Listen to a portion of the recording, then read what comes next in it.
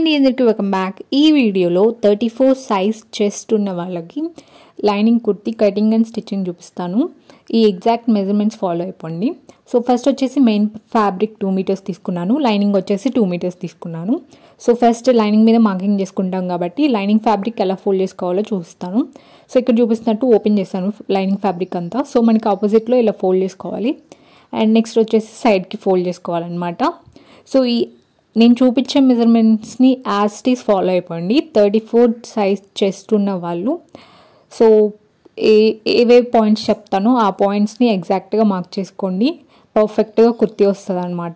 So lining fold చేసుకున్న తర్వాత markings చేద్దాము. సో ఇలా ఫోల్డ్ చేసుకోవాలి. మన వైపు వచ్చేసి ఫోల్డింగ్స్ ఉండాలన్నమాట. మనకి ఆపోజిట్ వచ్చేసి ఓపెనింగ్స్ ఉండాలి. అండ్ మనకి ఒక సైడ్ వచ్చేసి ఓపెనింగ్స్ ఉంటాయి అండ్ ఇంకొక సైడ్ వచ్చేసి ఫోల్డింగ్ ఉంటుంది అనమాట. సో నాకు ఎగ్జాక్ట్ లెంత్ సరిపోతుంది సో ఫోల్డ్ చేసి స్టిచ్ చేయడానికి. నేను వచ్చేసి 40 ఇంచెస్ లెంత్ తీసుకున్నాను. మనకి 3 ఇంచెస్ అనేది వేస్ట్ అయిపోతుంది అనమాట. లైక్ 2.5 ఇంచెస్ అనేది స్టిచెస్లోకి పోతుంది. ఒక 1/2 ఇంచ్ అనేది కటింగ్స్ చేసుకునేటప్పుడు ఫ్యాబ్రిక్లో వేస్ట్ అయిపోతుంది అనమాట. సో 40 ఇంచెస్ లెంత్ తీసుకున్నాను. సో పైన వచ్చేసి ఫోల్డింగ్ వైపున ఒక 1/2 ఇంచ్కి మార్కింగ్ తీసుకొని ఒక స్ట్రైట్ లైన్ డ్రా చేసుకోవాలి. సో ఇక్కడ చూపిస్తున్నట్లుగా ఒక స్ట్రైట్ లైన్ అనేది డ్రా చేసుకోండి. నెక్స్ట్ వచ్చేసి నెక్ డెప్త్ మార్క్ చేసుకోవాలి. సో మార్కింగ్ ఇస్తాం కదా, ఆ మార్కింగ్ నుంచి కింది వైపుకి సో ఫ్రంట్ నెక్ వచ్చేసి 6 ఇంచెస్ మార్క్ చేశాను, బ్యాక్ నెక్ వచ్చేసి 7 ఇంచెస్కి మార్క్ చేసుకున్నాను. సో ఇప్పుడు వచ్చేసి షోల్డర్ అనమాట.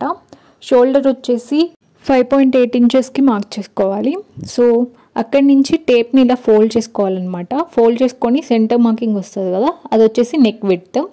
So neck width already neck depth mark చేసుకున్నాం కదా, అవి జాయిన్ చేసుకుంటున్నాను. సో ఇక్కడ ఫ్రంట్ బ్యాక్ నెక్ సో ఈ మార్కింగ్తో జాయిన్ చేసేసుకోవాలి. సో నేను రౌండ్ నెక్కే పెడుతున్నాను ఫ్రంట్ బ్యాక్. సో అందుకని కర్వ్ స్కేల్తో చిన్న కర్వ్ లాగా మార్క్ చేసుకున్నాను. మీకు కావాలంటే మీకు నచ్చినట్టు మార్క్ చేసుకోండి నెక్. నెక్స్ట్ షోల్డర్ దగ్గర నుంచి ఒక 1/2 ఇంచ్ కిందికి మార్క్ చేసుకోవాలి. సో ఇప్పుడు నెక్ విడ్త్ నుంచి షోల్డర్కి ఇలా క్రాస్గా లైన్ డ్రా చేసుకోవాలి ఇప్పుడు మార్క్ చేసిన డాట్కి. సో ఇప్పుడు షోల్డర్ దగ్గర నుంచి ఆర్మ్ డౌన్ మార్క్ చేసుకోవాలి. సో ఇక్కడ వచ్చేసి 5 ఇంచెస్కి మార్క్ చేసుకోండి ఇలా. తర్వాత ఒక లైన్ అనేది డ్రా చేసుకోండి ఇలా. ఇక్కడ మనం చెస్ట్ మార్క్ చేస్తాము. చెస్ట్ మార్కింగ్ వచ్చేసి 8.5, 34 డివైడెడ్ బై 4 చేస్తే 8.5 వస్తుంది. సో 8.5 అనమాట. ఈజ్ కోసం ఒక 1/2 ఇంచ్ మార్క్ చేసుకోవాలి. సో ఇప్పుడు కర్వ్ మార్క్ చేసుకోవాలి. సో అందుకని ఇలా టేప్ని 1/2 ఇంచ్కి ఫోల్డ్ చేసుకొని అక్కడ సెంటర్లో ఒక మార్క్ తీసుకొని అవతల వైపుకి ఒక 1/4 ఇంచ్కి మార్క్ చేసుకొని ఇలా కర్వ్ స్కేల్ యూస్ చేసి కర్వ్ అనేది గీసుకోవాలన్నమాట. సో పైనుంచి ఈ డాట్కి ఇలా కర్వ్ గీసుకోవాలి. నేను కర్వ్ స్కేల్ ఎలా ప్లేస్ చేశానది కూడా అబ్జర్వ్ చేయండి. సో ఈ విధంగా ప్లేస్ చేసుకొని కర్వ్ స్కేల్తో మార్క్ చేసుకోవాలి. ఇది వచ్చేసి ఫ్రంట్ లోత్ అనమాట. అండ్ ఇప్పుడు వచ్చేసి ఎగ్జాక్ట్ సెంటర్ మార్కింగ్ ఉంది కదా, సో ఇది వచ్చేసి బ్యాక్ లోత్ అనమాట. ఇప్పుడు ఆర్మ్ హోల్ అనేది ఎగ్జాక్ట్గా ఉందా లేదా మెజర్ చేస్తున్నాను. సో టోటల్ ఆర్మ్ హోల్ వచ్చేసి 16 అనమాట. సో ఫ్రంట్ కర్వ్ని బ్యాక్ కర్వ్ని మెజర్ చేస్తే ఈ చెస్ట్ విడ్త్ వరకు సో 16 రావాలి. సో ఎగ్జాక్ట్గా ఉంది. నెక్స్ట్ వచ్చేసి బస్ట్ లెంత్. బస్ట్ లెంత్ వచ్చేసి 9.5 ఇంచెస్కి మార్క్ చేసుకొని ఇలా స్ట్రైట్ లైన్ అనేది డ్రా చేసుకోండి. సో ఇక్కడ విడ్త్ వచ్చేసి 9 ఇంచెస్ అనమాట. సో 36 డివైడెడ్ బై 4 చేశాను. నెక్స్ట్ వచ్చేసి వేస్ట్ లెంత్. వేస్ట్ లెంత్ వచ్చేసి 14. సో 14 ఇంచెస్కి ఇలా ఒక మార్క్ చేసుకొని ఒక లైన్ అనేది డ్రా చేసుకోండి. సో లైన్ డ్రా చేసిన తర్వాత waste divided by 4. So waste వచ్చేసి 7.5. సో 7.5కి కొంచెం ఈజ్ యాడ్ చేశాను, ఒక 1/2 ఇంచు. మనం చెస్ట్ దగ్గర వేస్ట్ దగ్గర ఈజ్ అనేది యాడ్ చేస్తాము. నెక్స్ట్ వచ్చేసి హిప్ లెంత్ అనమాట. హిప్ లెంత్ వచ్చేసి 21 ఇంచెస్. సో పైన నుంచి 21 ఇంచెస్కి ఒక మార్క్ చేసుకొని ఒక లైన్ అనేది డ్రా చేసుకోండి ఇలాగా. సో హిప్ విడ్త్ వచ్చేసి 9.5. సో 9.5 ఇంచెస్కి ఒక మార్క్ చేసుకోవాలి. సో ఈ మార్కింగ్స్ని ఇప్పుడు జాయిన్ చేసుకుందాం. ఇక్కడ నేను కర్వ్ స్కేల్ యూస్ చేస్తున్నాను. కర్వ్ స్కేల్ లేకపోతే నార్మల్గా అయినా ఫ్రీ హ్యాండ్తో అయినా జాయిన్ చేసుకోండి. ఇక్కడ బస్ పాయింట్కి వేస్ట్ పాయింట్కి మధ్యలో మిడ్ పాయింట్ మార్క్ చేసుకోవాలన్నమాట. సో ఇలా టేప్ని ప్లేస్ చేసుకొని మార్క్ చేసుకోండి. సో మార్క్ చేసుకున్న తర్వాత కర్వ్ స్కేల్తో ఇలా కర్వ్ గీసుకోవాలి. ఇలా కర్వ్ స్కేల్ యూస్ చేసి మార్క్ చేసుకోవడం వల్ల ఏంటంటే మనకి పర్ఫెక్ట్గా వస్తుంది అనమాట ఫిట్ అనేది. సో కర్వ్ షేప్ అనేది పర్ఫెక్ట్గా ఉంటుంది. సో అందుకోసం సో ఇక్కడ చూపిస్తున్నట్లు కర్వ్ స్కేల్ యూస్ చేసి మార్క్ చేసుకోండి. కర్వ్ స్కేల్ లేకపోతే కొంచెం ఫ్రీ హ్యాండ్తో అయినా ఈ విధంగా మార్క్ చేసుకోండి. సో ఇక్కడ హిప్ దగ్గర నుంచి కింది వైపుకి స్ట్రైట్ లైన్ అనేది డ్రా చేసుకోవాలి. సో ఈ మార్కింగ్స్ వచ్చేసి ఎగ్జాక్ట్ మార్కింగ్స్ అనమాట. So dress fitting. సో ఇప్పుడు ఈజ్ యాడ్ చేసుకోవాలి లూజ్ ఫిట్టింగ్కి. సో హిప్ నుంచి కింది వైపుకి 1 ఇంచ్ అనమాట.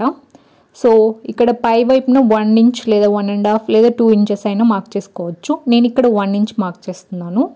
సో ఇవి ఎక్స్ట్రా స్టిచెస్ ఫిట్టింగ్కి వేసుకుంటాం కదా, సో అందుకు ఈ ఎక్స్ట్రా ఈజ్ అన్నాం అది. సో 1 ఇంచు కింద హిప్ నుంచి కింది వైపు మాత్రం ఎగ్జాక్ట్ 1 ఇంచ్కే మార్క్ చేసుకోవాలి. సో ఇది ఎలాంటి సైజ్ వాళ్ళకైనా 1 ఇంచే అనమాట. సో ఇక్కడ చూపిస్తున్నట్లుగా 1 ఇంచ్ మార్క్ చేసుకోవాలి. నెక్స్ట్ వచ్చేసి ఆర్మ్ హోల్కి షోల్డర్కి 1 సెంటీమీటర్ ఈజ్ తీసుకుంటాము. సో ఇది వచ్చేసి ఎగ్జాక్ట్ స్టాండర్డ్ ఏసీఎస్ అవుట్ఫిట్కైనా. సో ఇలా 1 సెంటీమీటర్కి ఈజ్ మార్క్ చేసుకోవాలి. ఇక్కడ మనకి ఫ్రంట్ కర్వ్ బ్యాక్ కర్వ్ ఉంది కదా, సో రెండిటికి ఈజ్ మార్క్ చేసుకోవాలి.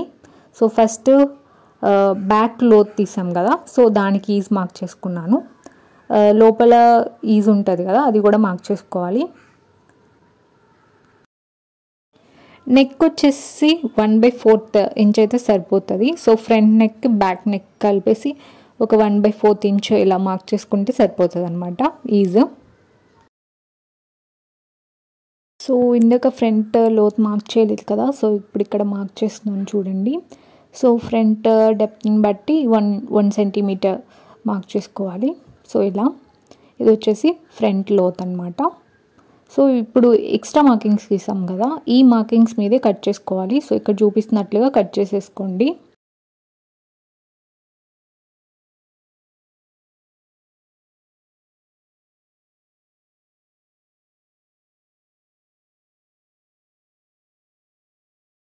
నెక్స్ట్ వచ్చేసి ఫ్రంట్ నెక్ కట్ చేసేసుకుంటున్నాను. సో ఫ్రంట్ నెక్ కట్ చేసుకున్న తర్వాత back neck. So front neck piece ఉంటుంది కదా, ఈ ఫ్యాబ్రిక్ని ముందుకనేసి బ్యాక్ నెక్ మార్క్ చేసుకొని ఎక్సెస్ కూడా మార్క్ చేసుకొని లైక్ ఈజ్ కూడా మార్క్ చేసుకొని కట్ చేసుకోవాలి. సో ఇలా కట్ చేసుకోవాలి. సో మనకి ఎప్పుడైనా కుర్తీ అనేది నెక్ని బేస్ చేసుకొని షోల్డర్ తీసుకుంటాం అన్నమాట. సో నెక్స్ట్ వచ్చేసి కట్స్ పెట్టుకోవాలి.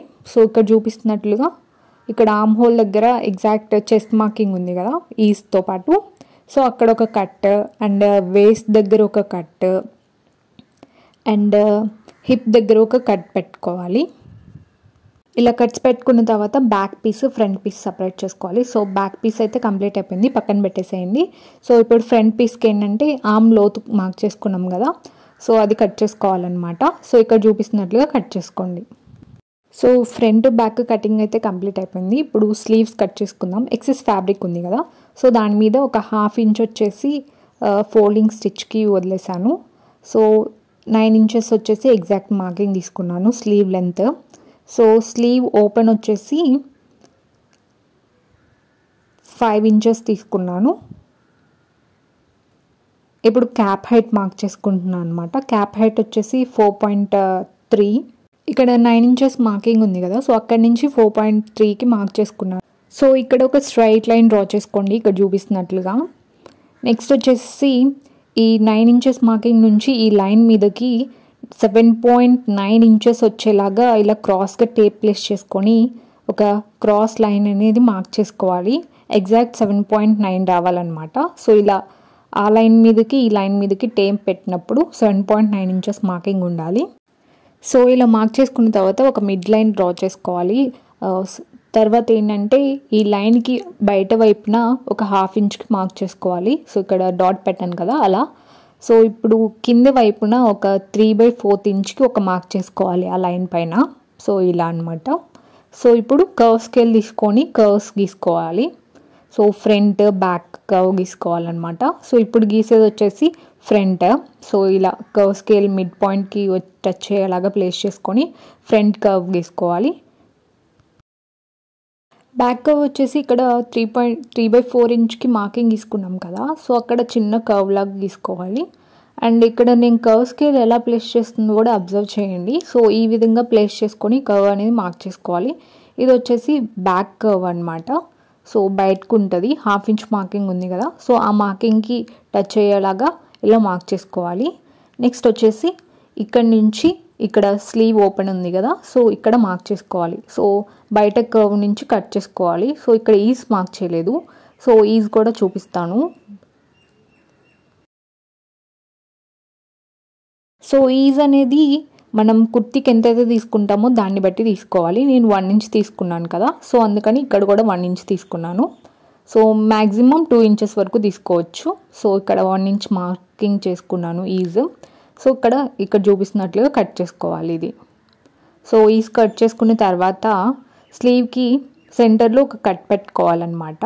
సో ఇలా ఎగ్జాక్ట్గా సెంటర్కి. నెక్స్ట్ వచ్చేసి స్లీవ్ని ఓపెన్ చేయాలి. ఇలా ఓపెన్ చేసిన తర్వాత ఫ్రంట్ ఓపెనింగ్ ఉంది కదా, సో ఇక్కడ ఈ కర్వ్ని లోత్ కట్ చేసుకోవాలి, ఫ్రంట్ ఈజ్ని.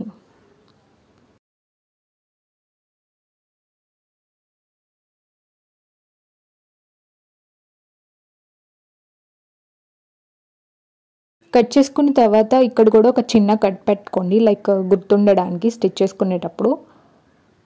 సో ఇలా అనమాట. సో ఇప్పుడు వచ్చేసి మెయిన్ ఫ్యాబ్రిక్ కట్ చేసుకుందాము. సో మెయిన్ ఫ్యాబ్రిక్ని కూడా 4 ఫోల్డ్ వేసుకోవాలి. సో ఇలా 2 ఫోల్డ్ వేస్తే మనకి 4 లేయర్స్ వస్తుంది.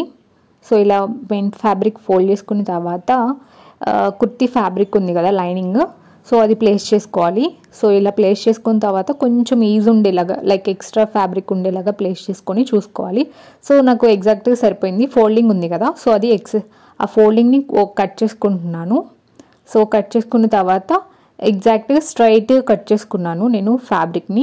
సో కొంచెం కర్వ్ అలా ఏం కట్ చేయకుండా స్ట్రైట్గా కట్ చేసుకున్నాను. సో ఇదేంటంటే కొంచెం ఈజీగా ఉంటుంది అనమాట. సో ఇలా కట్ చేసుకోవాలి. కట్ చేసుకున్న తర్వాత మనకి ఇలా వస్తుంది స్ట్రైట్ పీస్ అనేది. సో దీని మీద ఫ్యాబ్రిక్ ప్లేస్ చేసుకొని స్టిచ్ చేసుకునేటప్పుడు ఎక్స్ట్రా అనేది తీసేసుకోవచ్చు. సో స్లీవ్కి వచ్చేసి డబుల్ ఫోల్డ్ వేసాను. డబుల్ ఫోల్డ్ వేసి ఇలా స్లీవ్ ఓపెన్ స్లీవ్ ప్లేస్ చేసుకొని ఎక్సెస్ ఫ్యాబ్రిక్ని కట్ చేసుకున్నాను. సో ఇలా ప్లేస్ చేసుకున్న తర్వాత కొంచెం ఈజ్ ఉండేలాగా చూసుకొని కట్ చేసుకోవాలి. సో స్లీవ్ కూడా కటింగ్ అయితే కంప్లీట్ అయిపోయింది. సో ఇక్కడ స్లీవ్ మెయిన్ ఫ్యాబ్రిక్కి ఫోల్డింగ్ ఉంది. సో ఆ ఫోల్డింగ్ని కూడా కట్ చేసుకుంటున్నాను, ఏ స్లీవ్కి ఆ స్లీవ్ సపరేట్గా. సో కటింగ్ అయితే కంప్లీట్ అయిపోయింది. లైనింగ్ కుర్తీ 34 సైజ్ చెస్ట్ ఉన్న వాళ్ళకి సో వీడియో అర్థమైంది అనుకుంటున్నాను. స్టిచ్చింగ్ వీడియో నెక్స్ట్ వీడియోలో పోస్ట్ చేస్తాను. సో వీడియో నచ్చితే please do like, share and subscribe.